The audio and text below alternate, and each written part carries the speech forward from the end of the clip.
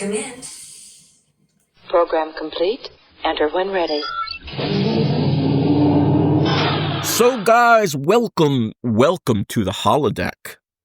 Yeah? Well, you don't think so? Well, if you're a Star Trek fan, and you probably are, that's why you're watching my video on my channel, you know that the holodeck, first seen in Star Trek The Next Generation, though really knowledgeable Trekkers, Trekkies, Star Trek fans will tell you that in the animated series, back in the early 70s, they had something called the rec room, the recreation room, right? The rec room. So it was really a holodeck. But anyway, the point is that we know that the holodeck, when a character goes up, like Lieutenant Barclay, probably most of all, when they go up to that panel, to the control panel and say, computer, make me a great beach, resort, Ryza. I want to talk to, I want to hang out with Albert Einstein.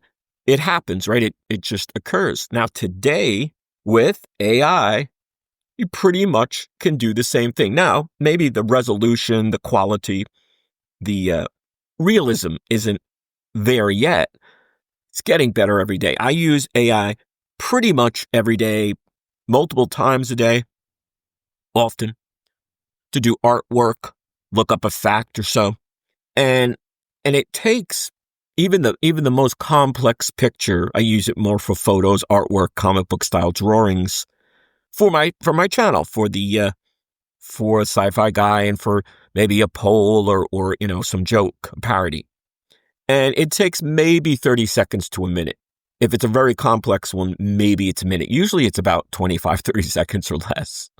Gemini is really quick. Gemini is faster. Google and ChatGPT, OpenAI is a little slower, but ChatGPT is usually better. So, but the bottom line is that this is where we are. So when you're in the holodeck, when you have access to that much technology, that overwhelmingly efficient and just sort of seductive, like we're all going to be sort of Lieutenant Barclay, what happens to the television industry, the movies, video games even? What happens to those industries?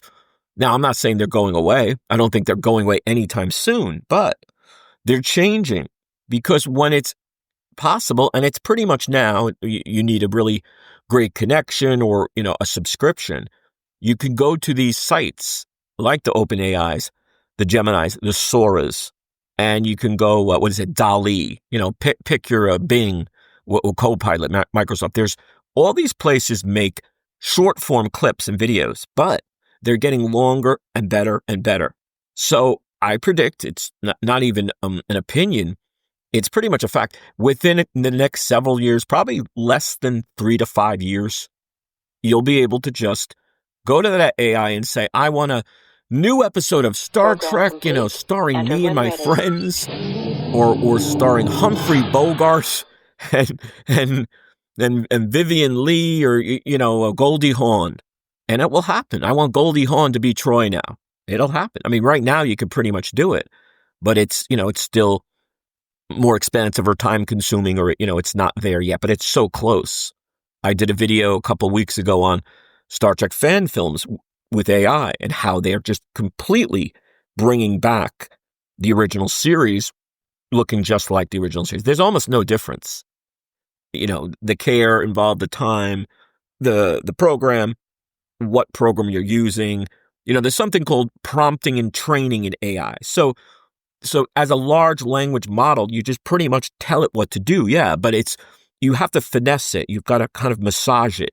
And that's the prompting. And then to get it to that level, it goes through training more behind the scenes. But every time you use it, essentially you're training it more, because it's taking, your wisdom as a human being, your knowledge, your experience, and it should be adding it on. The other day, I had a big argument with Gemini, with Google AI, about Encounter at Farpoint and a character.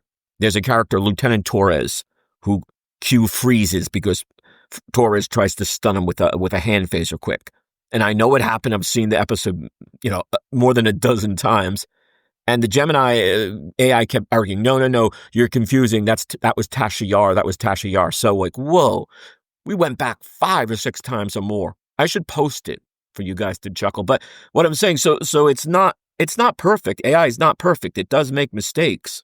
And it's not of the level of Starfleet Enterprise D holodeck or even, say, Voyager or Deep Space Nine. But it's pretty much here. We're in the holodeck. It's just going to keep getting better and better. So all this talk about, well, I don't like certain Star Trek or certain Star Wars or whatever it may be, MCU, with AI, you'll be able to just tell it what you want. It will do it.